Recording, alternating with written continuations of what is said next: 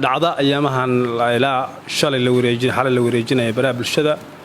oo ku saabsaneyd reer masaakiina oo dad shuftaha intay u dhaceen soo duubeen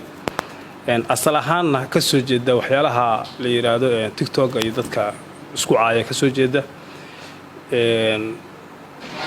muhiimadda marka aanu u furay shirka waxa weeye dadkii dhibaatooyinka geystay oo booliisku dhacdadu waxay dhacday xalay habeen hore lama ogaan shalay waxa la ogaaday xalay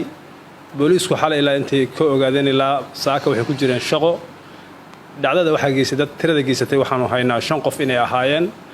waxaan rabnaa inaan cadeyno 4 qof oo kamid ah inay xiran yihiin oo sharciga la horkeeni doono hal qofna uu maqan yahay insha Allah isagana aan rajeynayno inaan soo qabanno waxaan rabnaa marka dhowr kelmo inaan la wadaagno bulshada waxaan u maleynayaa bulshadu waa dareemi ka dhacdada foolxumada ay ku hayso bulshada dhexdeeda iyo dalka iyo dadka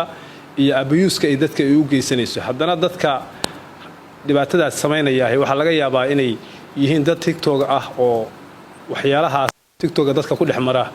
ay gaarsiiyeen inay dhibaatada inta leeg bulshada ka dhex sameeyaan waxaan rabnaa inaan uga digno cid kasta oo ku saabsan waxyaalaha anshax darrada ah iyo waxyaalaha bulshada u keenaysa khalkhalka iyo dhibaatada u keenaysa ama samaac darrada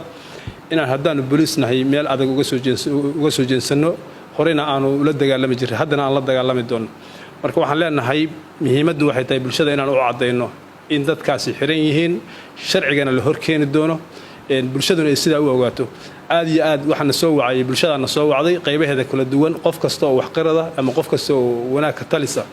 uu ka dhidhiyay waxay ku ahayd arin ku foolxun dalka iyo dadka oo qof walba damiirkiisa damqaysa laakiin waxaan rabnaa inaan ugu bishaareyno inay sharciga hor imaanayaan 4 kamid ah inay xiran yihiin midka kale tan aan ku rajan weynahay inaan ku soo daro insha Allah bulshaduna sidaa ay ogaato muhiimadiisa markay tagayeen dad qarsoon ma ahayn oo dad bay weydiiyeen saasay ku tageen haddana waa qiraalo maba ankirsanayn iyagu inay guriga tageen albaabka fureen kiiskana ay sameeyeen marka insha Allah waa qiraalkooda wuxuu iman doonaa maxkamaddu iman doonaa laakiin anagu waxaan rabnaa inaan cadeyno dadkii geystay 5 ahaayeen 4 kamid ah tahay insha Allah sharcigana ay ka soo muuqan doonaan hadii Allah